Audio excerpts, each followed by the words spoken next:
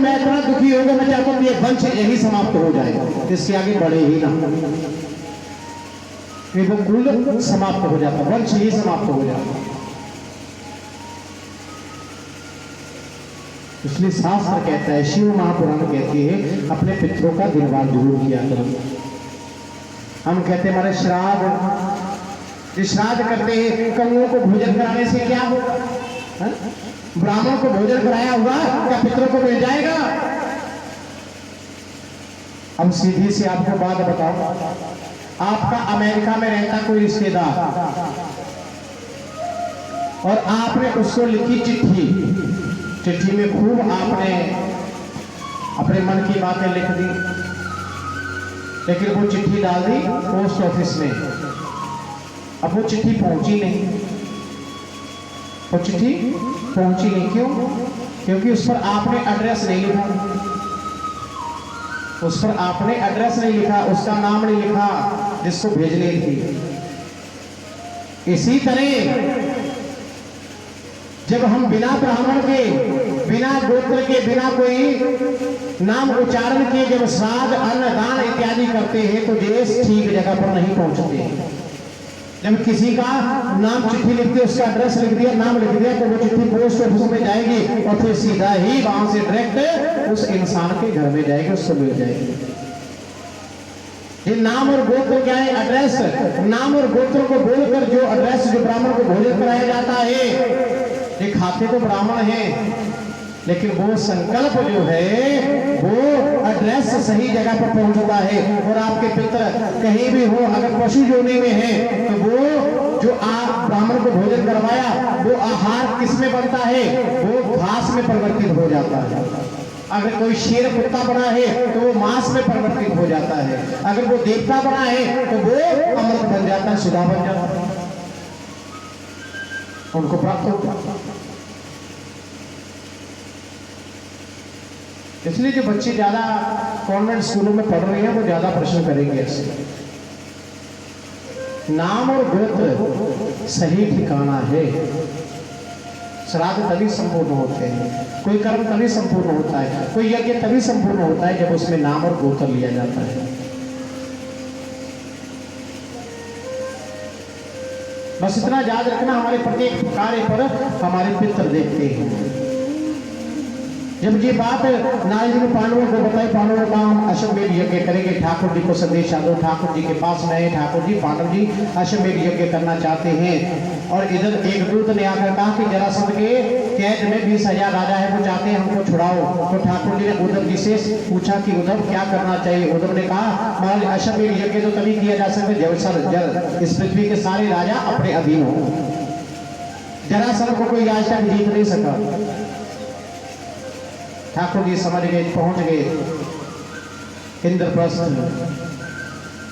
युधिष्ठिर को बात बताई और उसके बाद में भीम और अर्जुन को लिया और जरासंध के पास में जाकर युद्ध की भिक्षा मांगी। और फिर भीम के साथ में जरासंध का युद्ध हुआ 1 महीना, लेकिन जरासंध हारता नहीं है। भीमसेन ने एक दिन कहा रोते रोते, ठाकुर जी एक बात बताओ, क्या भीम आप अश्वमेध यज्ञ करोगे, क्या मेरे मरने के बाद करोगे? ठाकुर जी ने कहा ऐसी बात क्यों करता है? अरे महाराज एक एक अंग जो है मेरा दर्द कर रहा है, जरासंध तो मर नहीं रहा। ठाकुर जी ने कहा भीम, अरे तू इतनी बार युद्ध करता है, कम से कम मेरी तरफ देख तो लिया कर।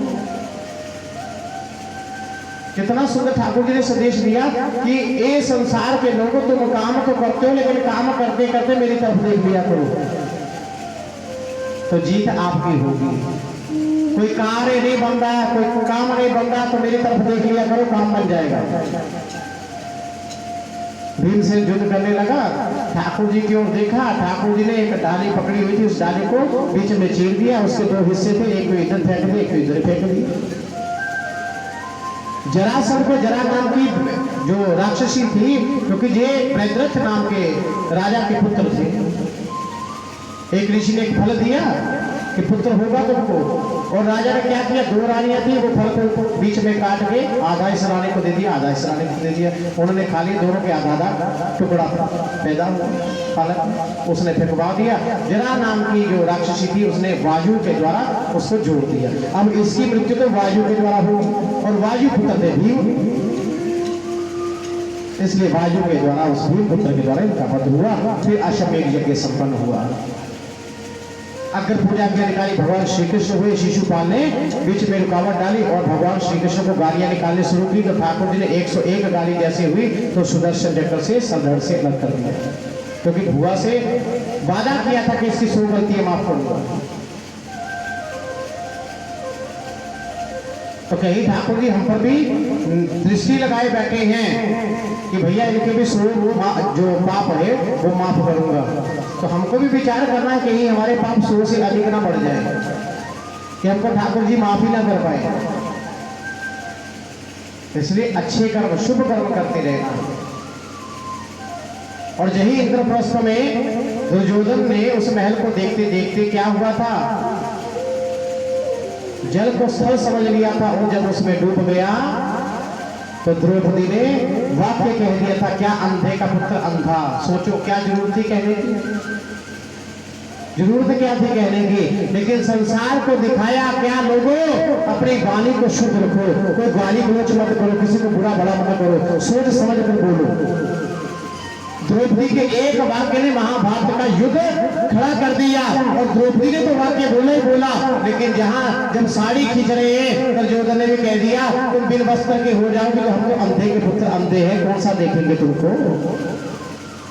जहां कर्ण ने भी कह दिया, क्या 5 पांडवों की पत्नी है और सदी मेरी हो जाएगी तो क्या फर्क पड़ेगा। वाक्य के दुरुपयोग से ये महाभारत का युद्ध हुआ। लेकिन जहां द्रौपदी का अटूट विश्वास देखो, द्रौपदी ने कहा, दुर्योधन तू अंधा है, तेरे भाई अंधे हैं, जे धृतराष्ट्र अंधा है, जहां बैठे हुए कृपाचार्य अंधे हैं, जहां बैठा हुआ द्रोणाचार्य अंधा है, जहां बैठे हुए भीष्म जी अंधे हैं, जहां बैठा हुआ प्रत्येक इंसान अंधा है। लेकिन याद रख दुर्योधन, मेरा बिहारी, मेरा भाई अंधा नहीं है, मैं सब कुछ देख रहा है। और जब कहा, हे कृष्ण द्वारिका वासिन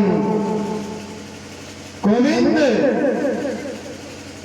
और पुकारा है, तो ठाकुर जी बैठे वृंदावन में राधा जी के पास में और बुलाया द्वारिका से, और वृंदावन से गए द्वारिका, द्वारिका से देखो ठाकुर जी, क्योंकि ठाकुर जी ने जब शिशुपाल का सर काटा था तो उंगली कट गई थी, सब इधर उधर भाग रहे थे, लेकिन द्रौपदी ने उस समय अपनी साड़ी का पल्लू जो है वो फाड़ कर उंगली बांधी। और दूसरी घटना शिव महापुराण में भी आते हैं कि एक बार दुर्वासा जी स्नान करने के लिए गए और द्रौपदी कपड़े धो रही थी और जल का वेग इतना ज्यादा था कि उस जल में नहाते नहाते दुर्वासा जी की लंगोटी निकल गई। द्रौपदी ने देखा और कहा, पिताजी आप कितनी देर से ठंडे जल में खड़े हो, बाहर क्यों नहीं आ रहे। उसने कहा, बेटी मेरे पास एक ही लंगोटी थी, बह गई। तो द्रौपदी ने अपने पल्लू जो है, साड़ी है, उसको फाड़ के दिया था भैया कि पिताजी आप इसका लंगोट बना लो। दुर्वासा जी बाहर आए और दुर्वासा जी ने बाहर आकर कहा, बेटी आज तूने मेरी लाज बचाई है, जा मैं तुझे आशीर्वाद देता, जब समय आएगा तो ठाकुर तेरी लाज बचाएगा। आज वो समय आया। वो 1 मीटर साड़ी और ठाकुर ने करोड़ों मीटर बना दी। कहने का भाव है, अगर हम ठाकुर जी के लिए 1 रुपया रखते हैं, दान करते हैं, यज्ञ करते हैं, तो ठाकुर जी रखते नहीं, उसका करोड़ों गुना बना कर देते हैं।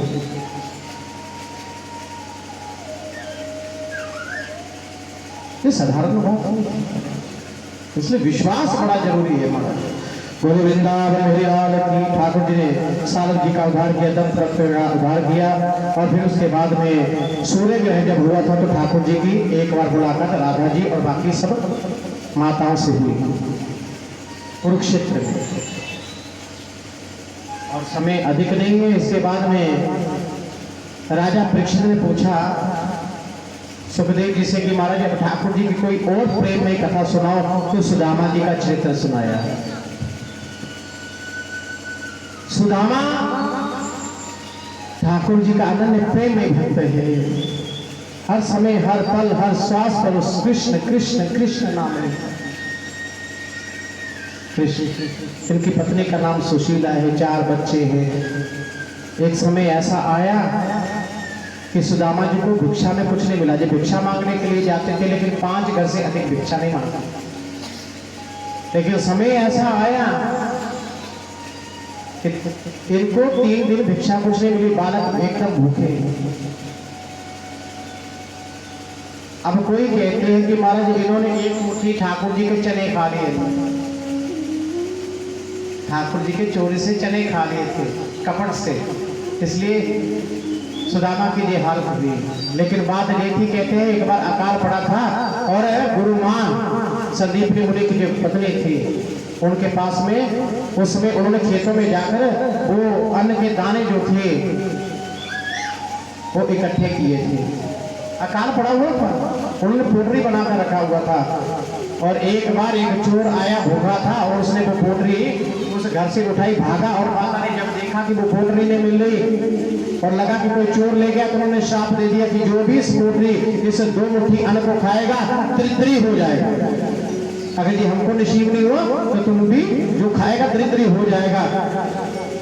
और वो चोर जो भाग रहा था, भागते भागते किसी से ठोकर लगी, वो गिर गया और आवाज आई, तो इतने में वो पोटरी वहीं छोड़ दी और भाग गया। और सुधा मैया को सफाई करते करते सुबह वो पोटरी मिली और जो पोटरी उसने अपने पास रखी। सुदामा और कृष्ण को जब वन में भेजा गया तो मैया ने वो पोटरी सुदामा को दी थी। और सुदामा को साधारण नहीं थे, सुदामा के साधारण इंसान थे, भगवान श्री कृष्ण के गोप थे। और इतनी शक्ति उनके पास में भी थी कि वो भी सब बातों को जानते थे। इसलिए आज वन में गए तो उन्होंने जब पोटरी को देखा तो उन पोटरी के उन दानों पर लिखा था कि इस दानों को जो खाएगा दरिद्री हो जाएगा। सुदामा जी ने सोचा कि मेरा मित्र, मेरा कृष्ण अगर इन दानों को खा जाएगा तो दरिद्री हो जाएगा। तो सुदामा ने ठाकुर जी के हिस्से के दाने भी स्वयं खा लिए। क्यों? क्योंकि मैं दरिद्री हो जाऊं कोई बात नहीं, लेकिन मेरा मित्र, मेरा सखा वो दरिद्र नहीं होना चाहिए, वो द्वारिकाधीश होना चाहिए।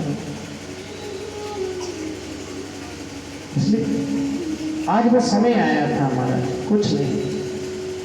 बालक मां से कहते, माँ, हे माँ, हाँ बेटा, हाँ आज पिताजी कुछ लाएंगे, बड़ी भूख लगी माँ, 3 दिन हो गए।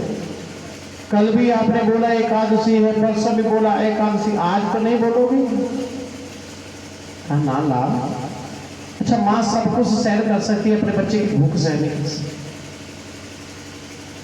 बच्चे की भूख सहन नहीं कर सकती। कहा बेटा आप चिंता ना करो, आज पिताजी बहुत कुछ लेकर आएंगे। लेकिन इतने में सुदामा जी आए तो सुदामा जी निराश, पत्नी समझ गई, नाथ आज क्या हुआ? सुशीला आज भी कुछ नहीं मिला। नाथ बच्चों को क्या जवाब? सुशीला बच्चों से कह दे कि आज भी एकादशी है, जल पी लें, उससे अपने पेट पूर्ति की। तो जब कहा तो जल पी लिया, बच्चे ने जल पिया और फिर किसी तरह सो गए। सुशीला बहुत रोई, यह विधाता ये कैसी परीक्षा है, मैं सब कुछ बड़े से बड़ा दुख सहन कर सकती, लेकिन अपने बच्चों की भूख कैसे सहन बर्दाश्त करूं? लेकिन नाथ मैंने सुना है आपके मित्र हैं कृष्ण, द्वारिकाधीश, सबके दुखों को दूर करते हैं, कि आपके दुख को दूर नहीं कर सकते? मैं चाहती हूँ आप उनसे मिलकर आइए। उन्होंने कहा नहीं सुशीला, मैं ये काम नहीं करूंगा। क्यों? क्योंकि संसार के लोग कल को क्या कहेंगे? एक गरीब मित्र अपने अमीर दोस्त के पास धन लेने के लिए गया, नहीं। लेकिन पत्नी भी ऐसी थी, उसने सारी लीला छोड़ दी। नाथ आप बचपन में ऐसा करते थे, कृष्ण के साथ में बैठते थे, कृष्ण के साथ में खाते थे, बस कृष्ण कृष्ण कृष्ण कृष्ण, रात भर कृष्ण कृष्ण करते करते अब जो विरह की पीड़ थी वो उत्तेजना जागृत हो गई। आज सुदामा के मन में आया कि मेरा दिल कहता है कृष्ण को मिलूं, तो मैं भी तो यही चाहती हूँ, लेकिन मांगने के लिए जाऊंगा। अरे कौन कहता है मांगो, क्योंकि भगवान के पास जाओगे, भगवान से मांगना मत। अरे भगवान के सामने चले जाना, तेरा चेहरा पढ़कर वो स्वयं ही जान लेंगे इसको क्या चाहिए, इसको क्या चाहिए। इसलिए मांग कर अपनी भक्ति को छोटा मत किया करो। मंदिर में जाओ, जहां मांगने लग जाओ, गुरुद्वारे में जाओ मांगने लग जाओ, कहीं भी जाओ मांगने लग जाओ। मांगो मत महाराज, केवल ठाकुर जी की शरण में जाओ।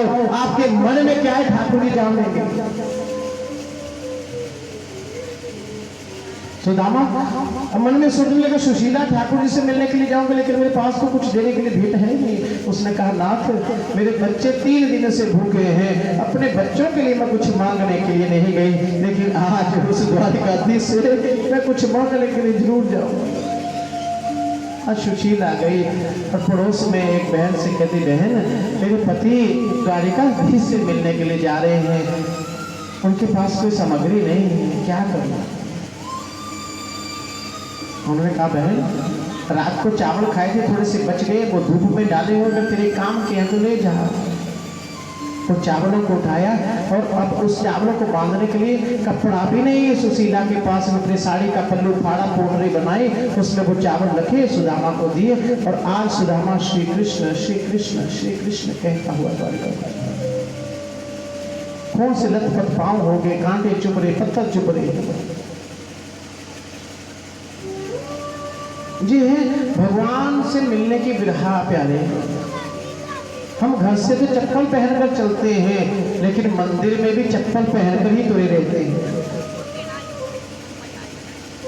क्या सुदामा को देखो, घर से चला तो नंगे पांव, खून से लथपथ महाराज, कांटे चुभे हुए। और द्वारिका पहुंचे तो आज मन में सोच रहे, एक बाहर की द्वारिका, भीतर समुद्र के बीच में, अब वहां कैसे जाए।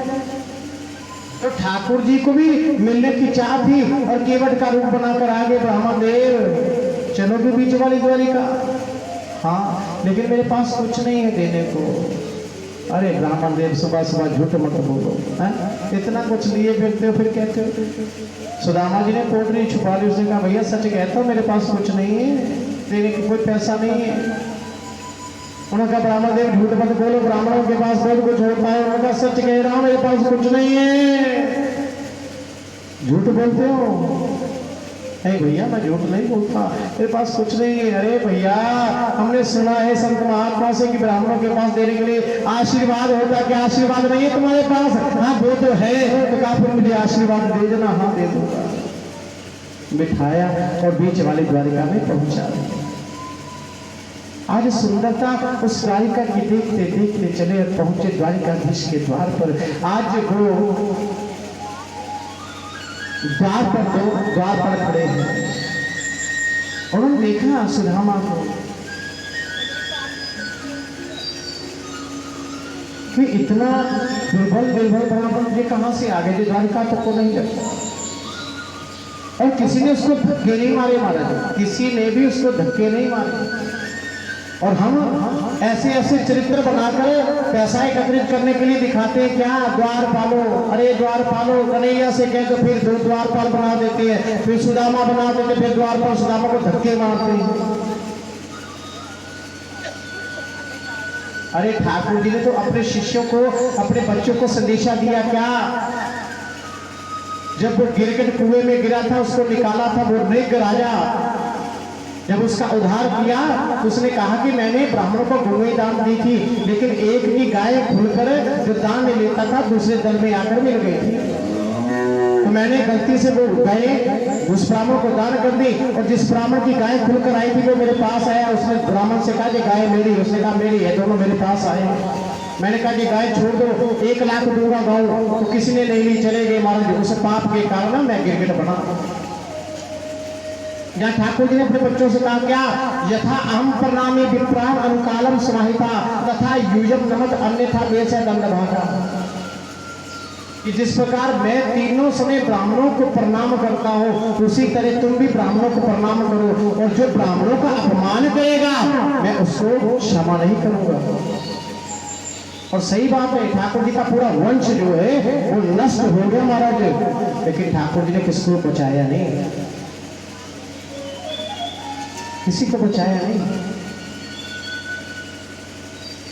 अब ठाकुर जी इतने ब्राह्मणों के प्रणाम करने वाले, और उनके राज्य में ऐसा कैसे हो सकता है किसी ब्राह्मण को धक्के मारे जाए। द्वारपालों ने देखा महाराज इतना गरीब ब्राह्मण है, उन्होंने कहा बाबा आप कौन हो। उन्होंने कहा मेरा नाम सुदामा है। किससे मिलना है। उन्होंने कहा कलुआ से। अरे बाबा कलुआ, ये कलुआ कौन है। उन्होंने कहा कृष्ण। बाबा जहाँ कोई कृष्ण नहीं है, जहाँ तो द्वारिकाधीश है। अरे द्वारिकाधीश ही तो मेरा कलुआ है, मेरा मित्र है, मेरा सखा है। उन्होंने कहा तेरा सखा वो द्वारिकाधीश है और तेरे फटे पुराने कपड़े तू सखा गए था। फिर भी उनके मन में आया कि ब्राह्मण कभी झूठ नहीं बोलते। उन्होंने कहा ठीक है बाबा मैं पूछ कर आता हूँ, तो चले। अब ठाकुर जी भी इंतजार करें, ध्यान से लीला को सुनिएगा। ठाकुर जी भी सुदामा का ध्यान करें, सुदामा कृष्ण का ध्यान करें। और आज जो द्वारपाल आया है, ये द्वारपाल नहीं, ये गुरु है। गुरु ने द्वारपाल का रोल किया है। जब एक भक्त की तड़प होती है, एक शिष्य की तड़प होती है भगवान से मिलने के लिए, तो उस समय जीवन में गुरु किसी न किसी रूप में आता है और उसको भगवान का मार्ग दिखाता है और भगवान को फिर बताता है कि वो तेरा भजन बहुत कर रहा है, तो ठाकुर जी मैं रहूं या ना रहूं इससे मिल लेना। आज वो द्वारपाल गया और द्वारपाल ने जाकर कहा क्या, द्वारकाधीश प्रणाम। बोलो क्या बात है। उन्होंने कहा द्वारे खड़ा द्विजे दुर्बलेक, न शीश पे पगड़ी ना तन पे जा। अच्छा एक ब्राह्मण है, द्विज आया। द्विज, द्विज मैंने यज्ञ पुरोहित जिसने पहना है वो दान का अधिकारी है। द्विज जिसने जनेऊ नहीं पहना वो दान लेने का अधिकारी नहीं, कोई पचा नहीं सकता। गायत्री नहीं करेगा वो, पचाएगा कहां से। द्विज अच्छा तो कैसा है। उन्होंने कहा शीश पर पगड़ी नहीं है, तन पर जामा नहीं है, इतना दुर्बल। उन्होंने कहा अच्छा मांगने के लिए आए तो दे दो ना, दे दो ना। उन्होंने कहा महाराज क्या कहूँ, वो कुछ बोलता ही नहीं है, कोई सोना चांदी जो लेगा दे दो। उन्होंने कहा महाराज वो ले नहीं रहा, कुछ ले नहीं रहा, ऐसा कैसे हो सकता है। अरे वो सोना चांदी कुछ तो लेता होगा। नहीं महाराज वो कुछ नहीं लेता। अरे कुछ तो लेता होगा। हाँ लेता है, क्या लेता है महाराज, हर श्वास पर सिर्फ कृष्ण कृष्ण कृष्ण नाम लेता। ठाकुर जी की आंखों में अश्रु आ गए। ठाकुर जी ने पूछा कौन है वो। उसने कहा पूछत दीन दयाल तुझ, बतावते अपनो नाम सू। और जैसे सू कहा तो ठाकुर जी खड़े हो गए महाराज, और दा कहा तो आगे ठाकुर जी ने बोल दिया माँ सुदामा। और आज ठाकुर जी भागे हैं महाराज। इधर सुदामा के सर पर पगड़ी नहीं तो ठाकुर जी के सर पर मुकुट नहीं है। आज सुदामा के तन पर अगर जामा नहीं है तो ठाकुर जी का वो पटका भी गिर पड़ा है महाराज। आज सुदामा नंगे पाया है तो ठाकुर जी भी नंगे पांव भागे हैं महाराज। सुदामा सुदामा, और सुदामा को जाकर पकड़कर अपने बाहों में ले लिया। बहुत रोए, लेकिन सुदामा जोर से आलिंगन नहीं करा। क्यों? क्योंकि मेरी दुर्बल हड्डियां हैं और ठाकुर जी का कोमल कोमल शरीर है, कहीं चुपना चाहिए, कहीं चुपना चाहिए, कहीं चुपना चाहिए। दोनों मिले प्रेम से और आज ठाकुर जी उसको लिवा कर लाए, अपने सिंहासन पर बिठाया। रुक्मिणी भी सोच रही है कि इस दुर्बल ब्राह्मण ने ऐसा कौन सा तप किया है कि त्रिलोकी के स्वामी भगवान साक्षात इसके चरणों को धोने, और धोने के लिए जल भी नहीं लिया, क्या अश्रुओं से जल धो लिया।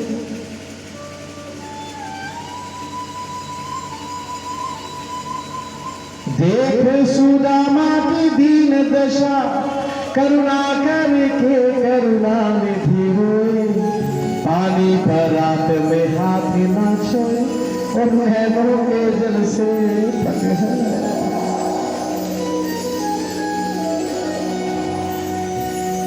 सुदामा की ओर देख रहे हैं और पांव जल से धो रहे हैं, आंसुओं से धो रहे हैं। अब जहां ठाकुर जी ने सुदामा जी को पूर्ण स्नान करवाया, पूरे शरीर पर अंगराग लगाया और चंदन इत्यादि लगाकर फिर स्नान करवाया, सुंदर सुंदर वस्त्र पहनाए, सिंहासन पर बैठाया और सिंहासन पर बिठाकर आए ठाकुर जी ने क्या किया, देखा सुदामा के मस्तक पर क्या, सुदामा के मस्तक पर लिखा था, ध्यान से सुनिएगा, क्षय। क्षय क्षय का मतलब है दरिद्र, जिसके पास फूटी कोड़ी भी नहीं। तो ठाकुर जी ने क्या किया, ठाकुर जी ने चंदन तिलक किया और अक्षत लगाए, और जैसे वो चंदन तिलक लगाया, अक्षत लगाए, तो वो क्षय चक्षु बढ़ गया था। इस इंसान के पास में इतनी संपत्ति होगी जो कुबेर के पास में नहीं है। जक्ष कहते हैं कुबेर को। और आज के हिंदू मूर्ख कहते हैं, वो लोग कहते तिलक लगाने से होता क्या है। भैया तिलक क्यों लगाया जाता है, वो अक्षत क्यों लगाए जाते हैं, इसलिए कि जो तिलक लगाता है, अक्षत लगाता है, उसकी लक्ष्मी कभी त्याग नहीं करती, उसका जीवन में त्याग नहीं। महात्मा के ऐसे थोड़ा माथा लिपा रहता है, कभी उनकी संपत्ति वो लक्ष्मी उनका त्याग नहीं करती महाराज, ये बात पक्की है।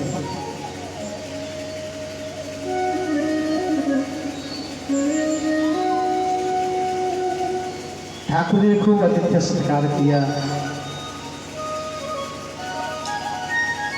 अब ठाकुर जी कहने लगे, यार सुदामा एक बात बता, मुझे अपने बचपन के दिन याद आ गए। क्या सुदामा, बचपन में बहुत हम खेलते कूदते थे, पढ़े, फिर गुरु को छोड़ दिया। अच्छा एक बात बता यार, तूने कोई अच्छी सी लड़की देखकर विवाह किया कि नहीं। अब सुदामा फरमाए, सुदामा ने कहा बालक कितने हैं, 4। शादी की, बालक हुए और मेरे को भूल गया क्या, एक बार भी बधाई मेरे को बुलाया नहीं। सुदामा कहता क्या करूं यार, इतनी गरीबी में विवाह हुआ, क्या कहूं, बुला नहीं सकता था, बेइज्जती हो जाती। ठीक है। अब सुदामा ने कहा अच्छा एक बात बता, मेरी हो गई, तेरी हो गई, तेरी हो गई। कृष्ण कहता हाँ हो गई। अब कृष्ण क्या कहेगा, हो दिखाएगा नहीं, दिखाएगा नहीं। रुक्मिणी जी नाथ प्रणाम करो, अखंड सौभाग्यवती भव। सत्यभामा ये कौन, अरे मेरी पत्नी। उसने कहा राजा लोग है, होगी तो अखंड सौभाग्यवती। जामावती देखो मेरी पत्नी है, अखंड सौभाग्यवती।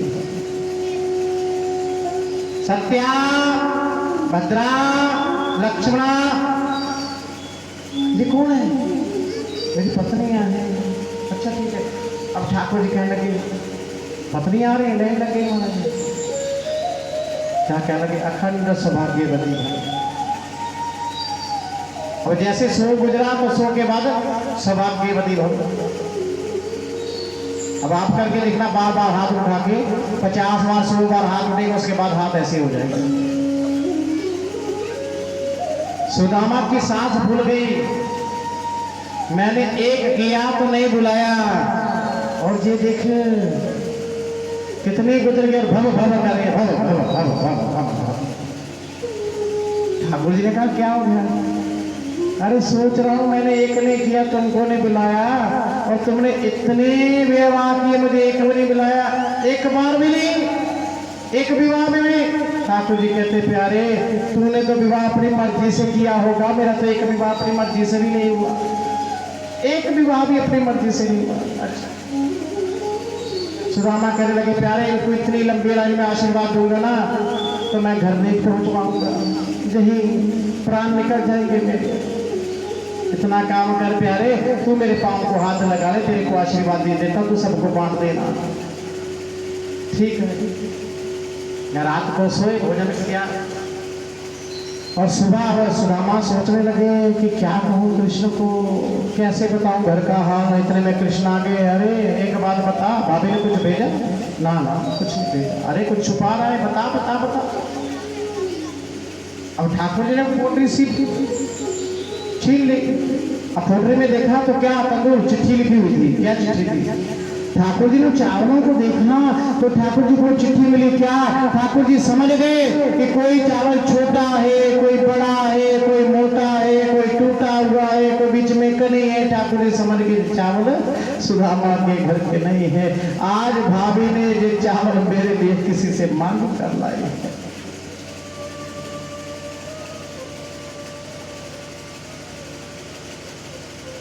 ठाकुर जी ने जैसे ही वो चावल हाथ में पकड़े तो चावल हाथ में लेते ही सब में डर हो जाए। जाने अब किस लोक की संपत्ति होए समाप्त, संपत्ति होए समाप्त। एक मुट्ठी खाया तो महाराज पृथ्वी राज्य वैभव दे दिया। दूसरे खाया कुबेर का सारा खजाना, स्वर्ग की संपदा दे दी। तीसरी खाने लगी। रुक्मिणी ने हाथ पकड़े, नाथ क्या मुझको भी दोगे? ठाकुर जी ने कहा, रुक्मिणी जो मुझसे प्रेम करते हैं ना, जिन्होंने मेरे लिए अपने घर बार, अपने बालक, अपने बच्चों की जो चिंता नहीं करते, जो हर समय मेरे भजन का चिंता करते हैं, तो रुक्मिणी उनके लिए तू तो क्या, मैं अपने आप को भी निशावर कर दिया करता हूँ, अपने आप को भी दान कर दिया करता हूँ। सुदामा को एक मिनट भी पता नहीं चला कि मेरे कर्मों में ये संपत्ति आ गई है। सुदामा जी अगले दिन जाने लगे। अच्छा कृष्ण मैं जाता हूँ। हाँ जाओ। सुदामा ने कहा, बड़ा अपने आप को अमीर मानता है, इतना नहीं पता कि ब्राह्मण आया, कुछ दान दक्षिणा देनी चाहिए है? घुस गई का काहे का द्वारिकाधीश है? भोजन करवा दिए, जाते जाते दक्षिणा भी नहीं दे रहा, इतना भूखा है। ठाकुर जी ने कहा, सुदामा रुक। सुदामा ने कहा, कुछ देगा। हाँ कृष्ण बोल बोल बोल। ये जो मेरे नए कपड़े पहने उतार और पुराने पहन। सुदामा को इतना बीच में गुस्सा आया। मैंने सोचा था मेरा मित्र बदला नहीं, लेकिन पैसे ने बड़े बड़े की दिल बदल दिए। महाराज जी कौन सी बात पहन लिए? लेकिन सुदामा जी नहीं समझ पाया कि ठाकुर जी ने पुराने वस्त्र इसलिए पहनाए कि सेठ जैसा बनकर जाएगा, वन में पैदल जाएगा तो चोर लुटेरे बहुत होंगे, इसको तंग करेंगे, परेशान करेंगे, और फटे कपड़े पहनकर जाएगा तो कोई तंग कहां से करेगा। सुदामा ने कहा, अरे राम राम, कोई बात नहीं, चलो मेरे कर्मों में ही ऐसा है। जाने लगे। फिर आवाज आई, सुदामा। फिर सुदामा को लगा कुछ देगा। हाँ बोल। भाभी ने कोई संदेशा दिया? हाँ दिया। क्या? कृष्ण तेरी भाभी कहती थी, एक मास 2 पक्ष में 2 एकादशी हुई, और हे कृष्ण हमारे घर में तो नित्य एकादशी हुई। ठीक है, और कुछ? जा। अरे बाप रे बाप, कुछ नहीं, चलो। सुदामा, हाँ कृष्ण। अच्छा भाभी से कह देना मेरा भी संदेश है। क्या? भाभी ने कहा है ना, एक मास 2 पक्ष में 2 एकादशी हुए हमारे घर में, हे कृष्ण नित्य एकादशी हुए। तो जा भाभी से कह देना कि होनी थी सो हो गई। भाभी होनी थी सो हो गई, अब होने ना पाए, और हे भाभी तेरे घर में नित्य द्वादशी आ। सुदामा जी कहने, मैंने सोचा था कुछ देगा, बस इतनी सी छुपाई मेरे को सुना दी, इससे क्या मेरे बच्चों की भूख मिट जाएगी क्या? चलो खैर, कह दूंगा कृष्ण। अब एकादशी को अन्न खाना पाप, और द्वादशी को अन्न नहीं खाया तो। सुदामा जी करते करते पहुंचे, लेकिन क्या देखते हैं, वो नगरी पूरी सोने की बनी, सोने के महल। अब भूल रहे हैं कि मैं कहाँ आ गए। इतने में सुशीला आ गई। सुशीला पतली सी नहीं, मोटी सी। लगा, नाथ नाथ होगा, क्षमा कीजिए देवी, आप कौन है? अरे आप पहचानते नहीं, मैं आपकी पत्नी सुशीला। उन्होंने कहा, मेरी पत्नी सुशीला तो ऐसी थी। अब किसी ने कहा कि जब धन संपत्ति आती तो पेट भी बढ़ता ना, फिर इंसान का रूप भी बदलता है। हमारा जी बालक है आपके। जब बालकों को देखा उन्होंने कहा जी संपत्ति जी धन जी घर कहाँ से? उन्होंने कहा द्वारिकाधीश आए हुए। द्वारिकाधीश है? सुदामा गए भीतर, दरवाजा खोला और कहा यार तू कैसा सखा है मेरा, कैसा बंधु है? तेरा मित्र इतनी द्वारिका से दूर पैदल चल के नंगे पांव आया है, जहां तक तू जहां पहुंचा मेरे को रथ में नहीं ला सकता था। ठाकुर जी ने कहा अरे सुदामा यार मेरी मजबूरी थी। क्या मजबूरी थी? अगर मैं तुझे रथ में लेकर आता, फिर मैं तुझे महल के पास में खड़ा करता, फिर तुझे पूछता कि ये क्या, तो मैं कहता सुदामा जी मेरी ओर से। लेकिन प्यारे मैंने आज तक जिसको भी दिया है कभी ये नहीं कहा कि ये मेरी ओर से। कितना सुंदर है। और हम यज्ञ करें मेरी ओर से, भंडारा करें मेरी ओर से, थाली चमड़े दे मेरी ओर से, पैसा दे मेरी ओर से, संपत्ति दे मेरी ओर से, जमीन दे मेरी ओर से, पंखा दे मेरी ओर से। लेकिन ठाकुर जी जिसको भी देते हैं आज तक एक बार निकटे मेरी ओर से। कितनी दया होता है। तो बड़ी सुंदर इस प्रकार कथा को सुनाया। सुभद्रा हरण की लीला को सुनाया गया, भृगु जी के द्वारा देवों की परीक्षा इत्यादि करना, और फिर यदुवंशियों का को ऋषियों का श्राप लगना।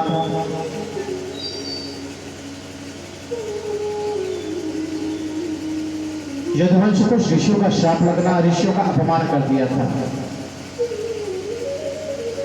तो श्राप ऐसा लगा कि सांब मुनि को स्त्री बनाया गया, और ऋषि मुनि जो पिंडारक क्षेत्र में तपस्या करने के लिए आए थे उनसे कहा गया कि प्रभु आप अंतर्यामी हैं, ये बताइए कि इस स्त्री के गर्भ में लड़का होगा या लड़की? उन्होंने कहा मूर्ख, हमको मूर्ख बनाते हो। ये लड़का है, इसके पेट से मूसल पैदा होगा, तुम्हारे यदुवंश का विनाश होगा। उग्रसेन को बताया गया, वो मूसल चूर करवा के समुद्र में फेंकवा दिया, और वो समुद्र के किनारे एरक नाम की घास में परिवर्तित हो गया। छोटा सा टुकड़ा था, उस जरा नाम के वैद्य को मिला, उसने वो टुकड़ा जो था वो अपने तीर की नोक के ऊपर लगा लिया। ठाकुर जी के सामने प्रभात क्षेत्र में जाते जाते इन्होंने मदिरा पी ली। संसार को कितना बड़ा संदेश दिया। शराब पी है, और शराब पीने के बाद भाई को भाई नहीं दिखा, और हत्याएं होनी शुरू हो गई, शस्त्र खत्म हुए। तो एरक नाम की घास को उखाड़ा और एक दूसरे को मार मार के सब